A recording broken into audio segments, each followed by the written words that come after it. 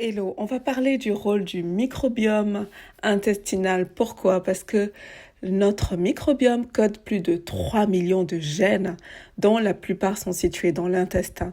Il constitue 70% du système immunitaire humain et qui est situé donc dans l'intestin. Comme je disais, le microbiome intestinal, c'est une barrière qui aide le système immunitaire à combattre les agents pathogènes, notamment en cas d'infection. Donc, ce microbiome intestinal fait l'objet de plusieurs études scientifiques. Pourquoi? Parce qu'en fait, il est associé à diverses maladies qui touchent le cerveau, comme la dépression, les troubles du spectre autistique, les poumons pour tout ce qui est asthme, la peau pour tout ce qui est dermatite, le système gastro-intestinal pour tout ce qui est colite, maladies inflammatoires aussi, et le diabète de type 2. Donc c'est pour ça que je me suis interrogée en fait sur quelles sont les meilleures sources de probiotiques. Déjà, on nous dit souvent que c'est le yaourt. Eh bien non, le yaourt non n'est pas la meilleure source de probiotiques. Pourquoi? Parce qu'en fait, les bactéries sont déjà détruites.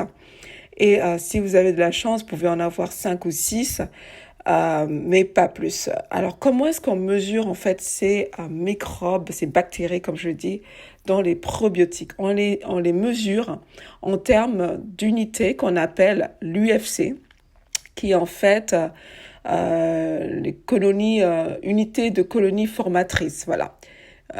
Donc, ce terme-là, vous allez le retrouver quand vous achetez vos probiotiques, voilà, pour voir justement le dosage des probiotiques. Mais c'est ce que je disais, dans les yaourts, le problème, c'est que les yaourts sont pour la majorité pasteurisés. Or, vous le savez peut-être pas, mais dès que les microbes sont en tout cas très très chauffés, quand ils sont pasteurisés, les microbes ne survivent pas à la chaleur. Et donc, en fait, on se retrouve à consommer des bactéries qui sont mortes tout simplement. Sans parler, dans le cas du yaourt, du lactose, parce que de nombreuses personnes ne supportent pas et sont intolérantes au lactose.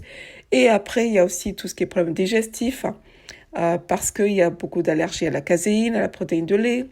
Et il y a aussi la sensibilité au sucre, puisque en général, il y a beaucoup d'apports de sucre dans les yaourts. Alors, en numéro 2, on va se poser la question du coup, si ce n'est pas le yaourt, qu'est-ce que c'est? Est-ce que le kéfir est une bonne source de probiotiques? Le kéfir, déjà, il est très différent du yaourt dans la façon dont il est fabriqué. En fait, il est fabriqué à partir de grains de kéfir, qui sont des souches différentes de micro-organismes. Les probiotiques permettent, comme je l'ai dit, d'améliorer la digestion de l'estomac, donc on se sent mieux, puisqu'en fait, tout ce qui passe dans le système digestif a un impact énorme sur notre santé et même au niveau cérébral.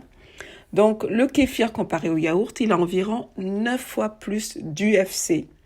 Donc, il a déjà environ 27 milliards d'UFC contre, comme je vous disais, 3,6 pour le yaourt.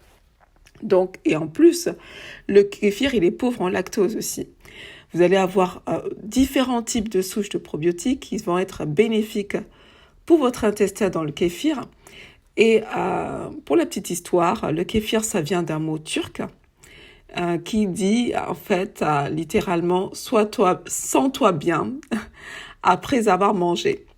Donc voilà, c'est la bonne façon de prendre, c'est vraiment de prendre le kéfir nature plutôt que le kéfir avec du sucre, de vous assurer qu'il est biologique, qu'il provient de vaches qui ont été nourries à l'herbe, c'est mieux, ou de moutons ou de chèvres nourris à l'herbe. Donc en fait, voilà, le kéfir est déjà une meilleure source au niveau probiotique. Puis après, on va se poser la question de la choucroute. La choucroute, c'est pas un produit fermenté, produit laitier, parce qu'en fait, vous fermentez le chou. La choucroute ne contient en fait que 3 milliards d'UFC. Donc le jus. Par contre, ce qui est intéressant, c'est le jus de la choucroute, parce que pour une cuillère à soupe de jus de choucroute, vous avez environ déjà 10 milliards d'UFC. Donc, vous consommez donc plus de bactéries amies, entre guillemets. Donc, assurez-vous, pareil, que la choucroute ne soit pas pasteurisée, puisque voilà, pareil, plus on a de la chaleur, plus ça tue les microbes. Et dans ce cas-là, vous allez obtenir des probiotiques dans votre choucroute, mais vous allez obtenir également des fibres qui vont être intéressantes. puisque la choucroute aussi aide à réduire le taux de sucre dans le sang, puisqu'elle contient aussi de la vitamine K1, de la vitamine K2, qui est aussi très bénéfique au transport du calcium et du potassium aussi, et même quelques phytonutriments très intéressants comme la lutéine et la zéaxanthine, qui sont vraiment aussi bons pour les yeux. Et il y a une particularité de la choucroute qu'on connaît moins, c'est qu'elle contient de la vitamine U. Vous allez me dire, j'ai jamais entendu parler de la vitamine U. Moi aussi, j'ai découvert en faisant ce post, parce qu'en fait, la vitamine U, elle est bonne pour la digestion et elle résout pas mal des petits problèmes de digestifs, type diverticules, problèmes d'intestin irritable, ballonnement, ulcères, tout ça. En fait, dès qu'il y a une inflammation de l'intestin, pensez à la vitamine U, et justement, la choucroute contient de la vitamine U. Puis, on va se poser la question du kimchi. Est-ce que le kimchi est une bonne source de probiotiques? Alors oui, le kimchi, c'est une sorte de choucroute traditionnelle coréenne, légèrement épicée, composée de légumes lactofermentés. Comme légumes de base, il contient du chunapa, du radis daikon, des carottes. Et pour le goût, on retrouve de l'ail, du gingembre, du piment coréen. Donc, et en plus, le kimchi est une bonne source d'énergie. C'est ce que j'appelle un super aliment. Parce qu'il contient aussi des radis, et les radis ont des effets anticancéreux puissants aussi. Ils sont efficaces pour extraire les mucus à l'intérieur de votre corps. Ils sont fantastiques pour le foie. C'est un très bon crucifère. Le kimchi aussi contient de l'ail. Et si vous avez regardé mes précédentes vidéos, je suis fan d'ail parce que l'ail combat merveilleusement les infections virales. Donc, c'est un bienfait pour la santé. Et le kimchi contient aussi du gingembre, qui est un autre super aliment bon pour la digestion et pour l'inflammation en général. Donc, une tasse de kimchi donne environ 5 milliards d'UFC, mais le jus de kimchi est également, entre guillemets, équivalent ou plus au jus de choucroute. Plus, il y a un aspect intéressant dans le kimchi, c'est qu'il a des micro-organismes très particuliers qui sont différents des autres produits fermentés, surtout dans le domaine de l'acide lactique. Donc en fait, c'est un acide qui est nécessaire au bon fonctionnement des muscles.